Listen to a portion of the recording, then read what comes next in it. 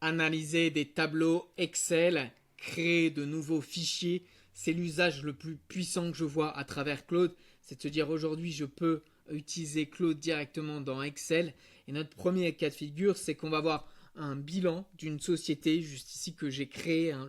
Ce bilan comptable, il est fictif et je l'ai créé avec Claude. Et bien, avec ce bilan comptable, on va lui demander de me faire un petit rapport avec des graphiques. Ça va être assez puissant pour ce cas d'usage. Le deuxième cas d'usage, ça va être de se dire on a des lignes magnétiques, c'est-à-dire des gens qui nous donnent des adresses email. Et bien de ces adresses email, comment est-ce qu'on va faire pour aller peut-être les retrouver sur LinkedIn, voire même leur envoyer des messages sur LinkedIn. Ça, c'est très très puissant. Le troisième et dernier cas d'usage, ça va être de se dire on est investisseur en immobilier. Eh bien, on va lui demander de nous remplir un petit peu ce fichier pour permettre de le présenter par exemple auprès d'une banque. Donc tout ça, ces trois cas de figure, on va le voir très rapidement. Mais pour rappel, pour ouvrir Claude sur le côté comme je l'ai fait sur ma colonne de droite, vous allez tout simplement ouvrir la petite partie mes compléments juste ici. Et on a Claude qui est connecté directement à Excel. Donc ça c'est surpuissant parce qu'aujourd'hui vous lui dictez par la parole ce que vous voulez faire. On parle aujourd'hui en langage naturel. Le prompt n'est plus si important. Ce qui est important, c'est l'architecture et la manière dont vous avez à structurer votre pensée. Alors on va attaquer tout de suite. Ce qu'on va faire, nous, c'est qu'on va carrément supprimer. Ce qu'on va faire, c'est qu'on va lui demander, on va lui expliquer cela.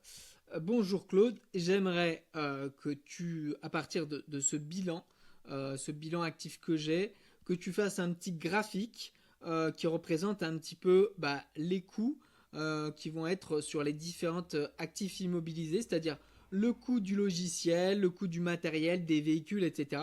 Tu me fasses un petit graphique sur la partie, sur l'onglet bilan actif, tu le mets à droite de ce tableau et que je puisse voir quelles sont les dépenses d'actifs immobilisés à travers un graphique. Et puis tu vas faire également la même chose sur l'actif circulant, que je vois un petit peu comment je peux piloter mon entreprise et que j'ai quelque chose de visuel. Donc tu fais également un graphique sur la partie actif circulant, à toi de jouer. Donc là c'est très très fort parce que il ne va pas avoir simplement un rôle d'analyse, il va même pouvoir créer pour nous. C'est ça que j'adore, c'est pas simplement se dire vérifier peut-être un fichier Excel, il va créer des choses. Et j'ai eu à peine le temps de reprendre ma capture d'écran que il a déjà effectué ce qu'on lui avait demandé. Regardez, graphique 1, actif immobilisé. Donc on voit qu'on a notre petit graphique très puissant. Graphique 2, l'actif circulant. Donc je vais fermer pour que vous voyez bien. Ce n'est pas simplement un visuel, hein. Il y a vraiment les chiffres et donc c'est relié à chaque fois à nos lignes. Il y a des fonctions derrière. Je vous laisse imaginer les cas de figure et puis nous on va passer à la deuxième phase de notre exemple. Et là je l'ai lancé en parallèle. Je lui ai dit je veux que tu souhaites à partir de cette liste d'aller sur LinkedIn, de me trouver chaque client qui m'a donné son adresse mail et je veux que tu me crées un message personnalisé. Je lui ai dit, tu me fais un nouvel onglet, très bien, et dans ce nouvel onglet, tu vas me mettre le nom et prénom des personnes, tu vas trouver le LinkedIn, voilà, et tu vas me faire un message personnalisé pour chaque personne. Donc vous voyez, il est en train de le faire. Ça se fait sous nos yeux, il vient de finir. Donc on voit qu'on pourrait cliquer. Alors je ne sais pas comment il a trouvé tous ces liens parce que c'est vraiment du fictif. D'ailleurs on le voit, les Sophie Martin, les Thomas Dubois. Est-ce qu'il y a un Dupont dans l'affaire? Parce que souvent, donc c'est vraiment des noms fictifs. On voit qu'on a le message qui va bien. Si on pourrait cliquer sur le lien, alors on va voir Sophie Martin. Il y a peut-être une Sophie Martin. Oui, il y a quand même une Sophie Martin. Donc en fait, il a trouvé quand même des gens qui sont en lien avec ces personnes. Et on a le petit message personnalisé. Voilà. Donc responsable RH chez Groupe Lumière m'a tout de suite interpellé. Nanana. Alors le topo, je vous le fais en mille. Hein. Ce message, on va bien sûr le copier. On va pouvoir bien l'envoyer ensuite directement à Sophie.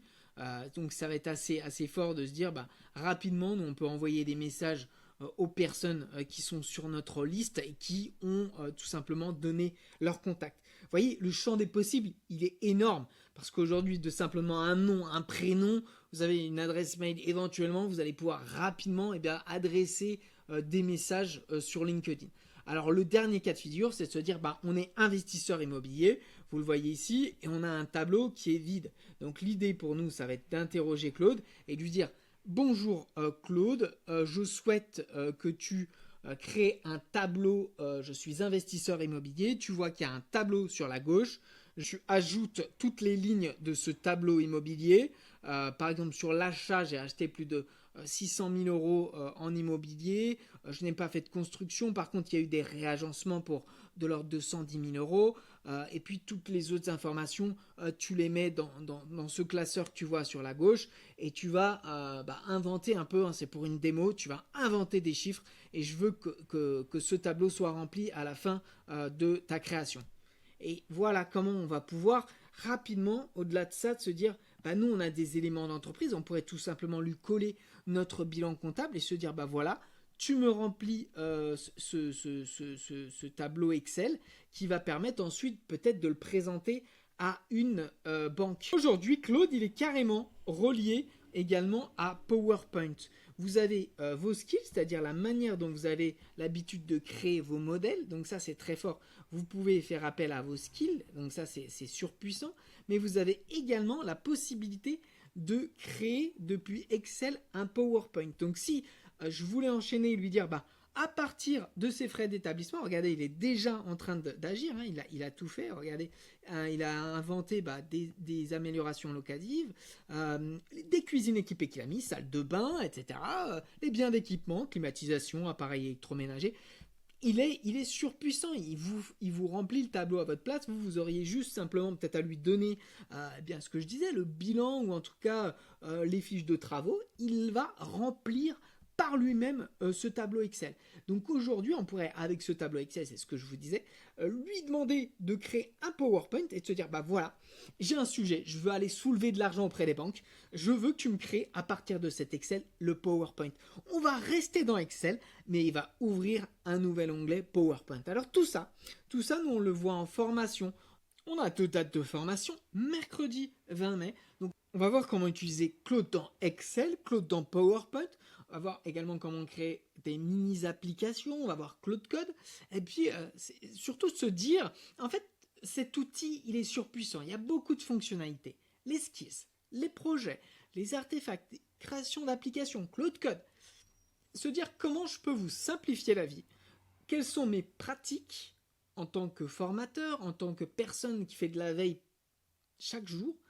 Qu'est-ce que j'utilise réellement? Quel est le bruit vs quelles sont les fonctionnalités qui me servent au quotidien et qui sont utiles?